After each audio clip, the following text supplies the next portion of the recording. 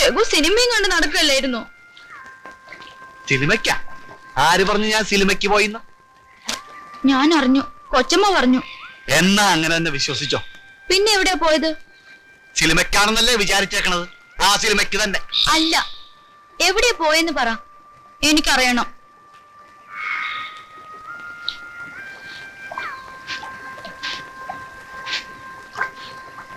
നമ്മളൊരുമിച്ചൊരു നേർച്ച നേർന്നിട്ടുണ്ടായിരുന്നു, ഓർക്കണുണ്ടോ ആവോ? രാധ ജയിച്ച ഗുരുവായൂരൊരു പാൽപ്പായസവും അമ്പലത്തിന് ചുറ്റും 3 ശയനപ്രദക്ഷിണവും. എന്റെ വാക്ക് ഞാൻ പാലിച്ചു. നടവഴി അപ്പടി മണലാണ്, മുട്ടും വരെ തൊലി കുറച്ചു പോയി.